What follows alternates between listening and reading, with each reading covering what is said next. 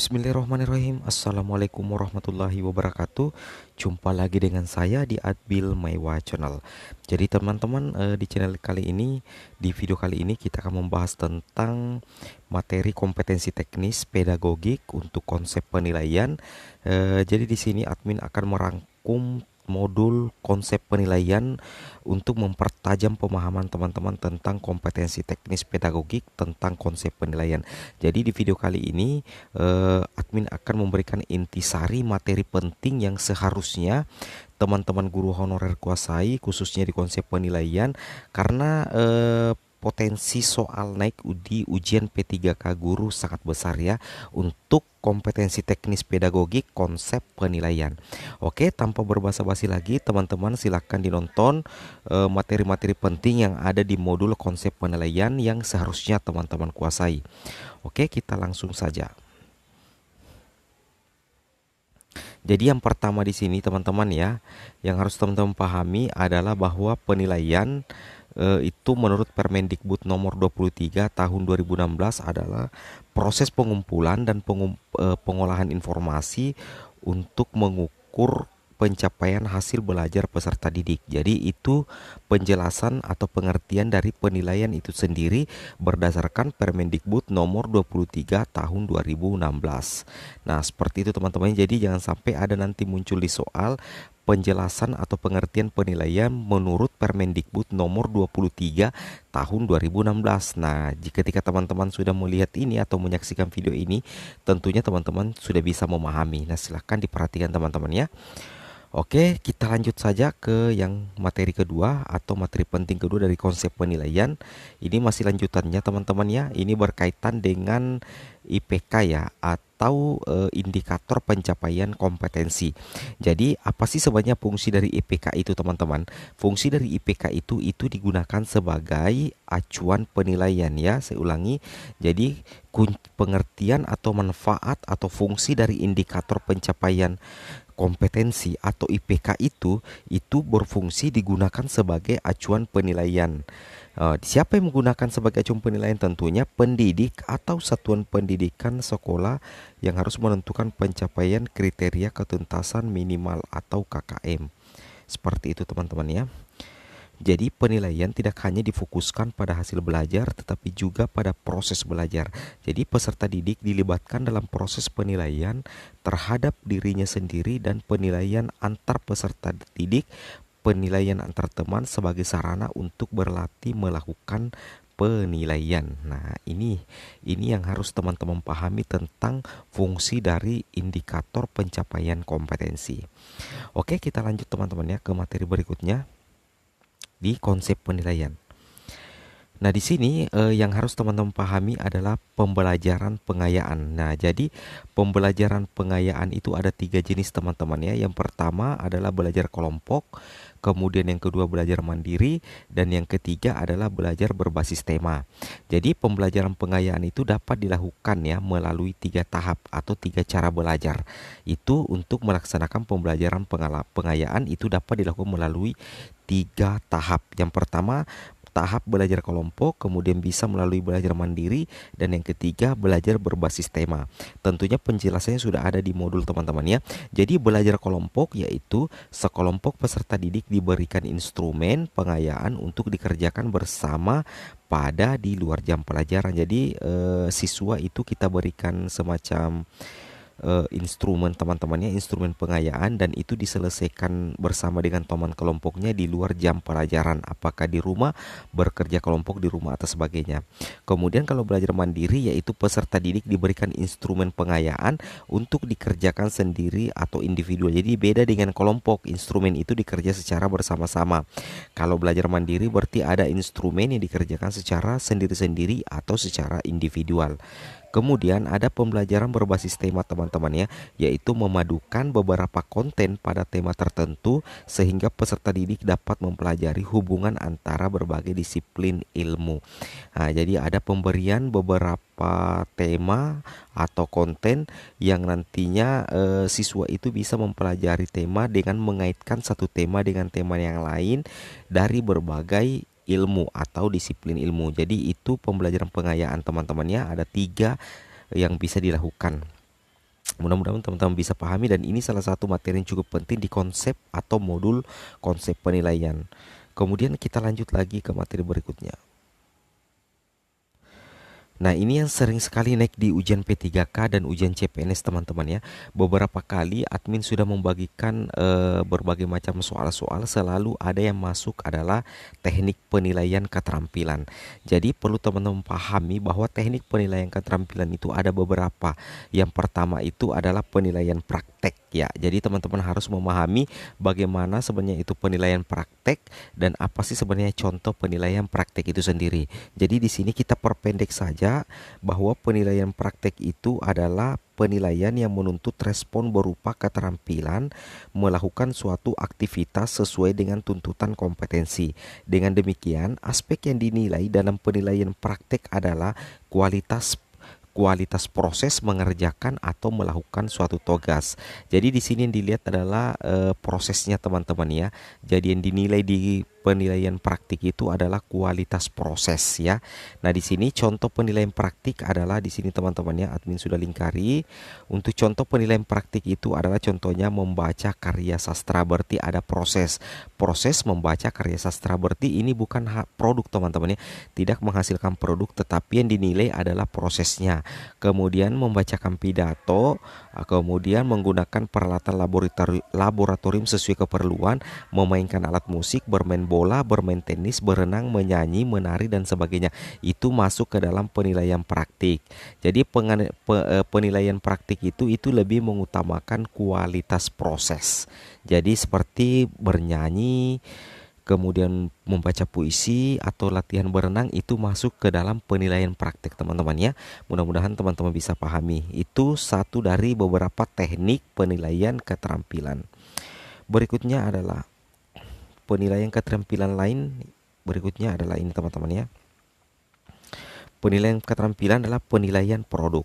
Nah, beda tadi, kalau di penilaian praktik tadi itu lebih mengutamakan proses, contohnya bernyanyi, berenang dan sebagainya. Kalau penilaian produk itu adalah penilaian terhadap proses pembuatan ya.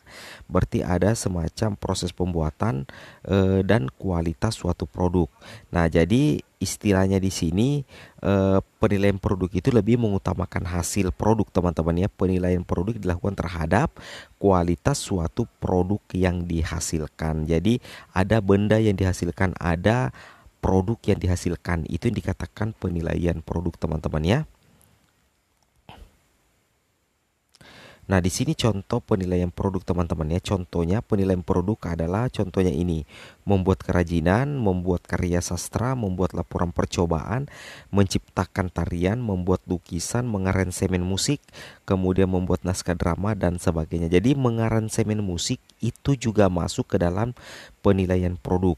Kemudian menciptakan tarian, membuat lukisan, membuat laporan itu masuk ke dalam penilaian produk karena ada hasil yang didapatkan. Nah, kalau penilaian praktik misalnya bernyanyi, berenang itu masuk ke dalam keterampilan proses atau penilaian proses atau penilaian praktik. Seperti itu teman-teman ya. Mudah-mudahan teman-teman bisa membedakan. Kita lanjut lagi. Di sini berikutnya adalah penilaian proyek. Penilaian proyek merupakan kegiatan penilaian terhadap suatu tugas ya, suatu tugas yang harus diselesaikan dalam periode waktu tertentu. Nah, itu adalah pengertian dari penilaian proyek teman-teman, bahwa penilaian proyek adalah kegiatan penilaian terhadap suatu tugas yang harus diselesaikan dalam periode tertentu. Nah, jadi dalam proyek itu ada investigasi, ada perencanaan, ada pengumpulan data, ada pengorganisasian dan pengolahan dan penyajian data. Jadi di sini penilaian proyek itu bertujuan untuk mengembangkan dan memonitor keterampilan peserta didik dalam merencanakan, menyelidiki dan menganalisis proyek. Jadi di sini ada persiapan matang teman-teman ya. Ada persiapan tersistematis kalau penilaian proyek teman-teman ya, mulai dari merencanakan, menyelidiki dan menganalisis proyek. Nah, di sini dalam konteks ini peserta didik dapat menentukan pengalaman dan pengetahuan mereka tentang suatu topik ya, seperti itu. Jadi itu adalah penjelasan sedikit tentang penilaian praktik. Nah, di sini contohnya yang paling penting yang harus teman-teman pahami, apa sih Bang sebenarnya contoh dari penilaian proyek itu sendiri? Nah, kalau berdasarkan modul resmi di sini contoh penilaian proyek adalah melakukan investigasi terhadap jenis keanekaragaman hayati atau membuat makanan dan minuman dari misalkan dari apa ya, dari sebuah tanaman-tanaman ya. Jadi di sini ada semacam hasil dari penelitian yang diimplementasikan oleh siswa. Misalkan melakukan investigasi terhadap jenis keanekaragaman dan membuat makanan dan minuman dari tanaman ya, seperti itu ya. Nah, mudah-mudahan teman-teman bisa pahami. Kalau belum dipaham, kita bisa diskusi di kolom komentar teman-teman ya. Kemudian di sini masih ada contoh dari penilaian proyek, itu dari Buah Segar ya, membuat video percakapan, kemudian mencipta rangkaian gerak senam berirama. Jadi ini teman-teman harus kuasai ya. Tentang contoh-contoh penilaian proyek ya, membuat video percakapan, kemudian mencipta rangkaian gerak senam berirama dan sebagainya, dan membuat dan makanan dan minuman dari buah segar itu masuk ke dalam contoh penilaian praktik. Ini sangat rawan bisa saja soal ini naik ya, materi ini dibentuk dalam bentuk soal dan naik dalam ujiannya nanti ya, menyebutkan contoh-contoh penilaian proyek atau disajikan sebuah contoh aplikasi penilaian dan teman-teman disuruh untuk menebak itu masuk penilaian apa, seperti itu teman-teman ya. Oke, kita lanjut. Kemudian penilaian portofolio adalah penilaian portofolio dapat diartikan sebagai kumpulan karya ya. Jadi sebagai kumpulan karya. Jadi penilaian portofolio itu masuk ke dalam kumpulan ya. Jadi kumpulan karya atau dokumen peserta didik yang tersusun secara sistematis dan terorganisasi, diambil selama proses pembelajaran dan digunakan oleh guru dan peserta didik untuk menilai dan memantau perkembangan pengetahuan, keterampilan dan sikap peserta didik dalam mata pelajaran tertentu. Nah, di sini yang paling penting ini teman-teman ya, apa sih sebenarnya tujuan utama dilakukan penilaian portofolio? Jadi tujuannya adalah untuk menentukan hasil karya dan proses bagaimana hasil karya tersebut diperoleh sebagai salah satu bukti yang dapat menunjukkan pencapaian belajar peserta didik. Jadi di sini adalah siswa kemungkinan besar itu mengumpulkan hasil karya. Jadi siswa mengumpulkan tugas di sekolah, mengumpulkan hasil karya di sekolah, itu masuk semua ke dalam penilaian portofolio teman-teman ya. Nah, di sini kita coba lihat. Nah, di sini contoh dari penilaian portofolio, kalau bisa teman-teman kuasai ini ya, tentang contoh-contoh yang termasuk dalam penilaian portofolio. Jadi di sini karya peserta didik yang dapat disimpan sebagai dokumen portofolio antara lain ini contohnya karangan, puisi, gambar lukisan, surat penghargaan piagam, foto-foto prestasi dan sejenisnya. Dokumen portofolio dapat menumbuhkan rasa bangga bagi peserta didik sehingga dapat mendorong untuk mencapai hasil belajar yang lebih baik. Jadi apa sih sebenarnya fungsi dari dokumen portofolio untuk siswa? Itu bisa menimbulkan rasa bangga teman-teman ya, bisa menimbulkan rasa bangga bagi peserta didik sehingga dapat mendorong untuk mencapai hasil belajar yang lebih baik, seperti itu. Kita lanjut ke materi berikutnya. Nah, di sini setelah kita lihat ada materi lainnya yang harus teman-teman pahami, itu berkaitan dengan dimensi pengetahuan. Nah, di sini sudah sering sekali naik di ujian P3K dan CPNS ya, tentang dimensi pengetahuan. Jadi teman-teman pahami dimensi pengetahuan itu diklasifikasikan menjadi faktual, kemudian konseptual, kemudian prosedural, serta metakognitif. Itu masuk ke dalam dimensi pengetahuan. Kemudian ada juga dikatakan dimensi proses kognitif. Jadi ini tersusun secara hierarkis teman-teman ya. Jadi urutan untuk dimensi proses kognitif jangan sampai masuk di ujiannya nanti.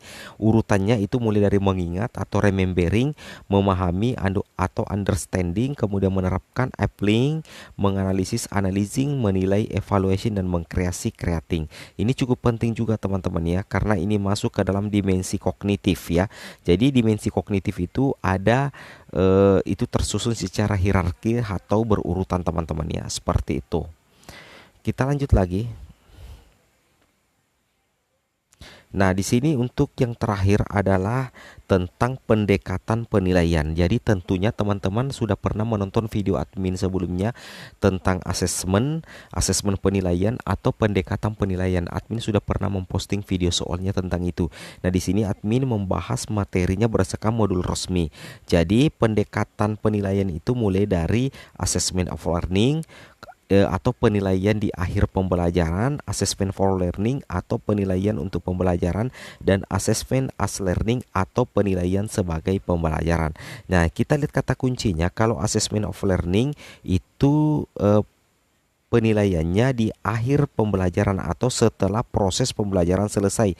Misalkan apa teman-teman assessment of learning, karena penilaian itu dilakukan setelah proses pembelajaran selesai. Misalkan ulangan harian, ulangan ujian nasional, ulangan tengah semester. Itu masuk ke dalam assessment of learning seperti itu, atau pendekatan assessment of learning.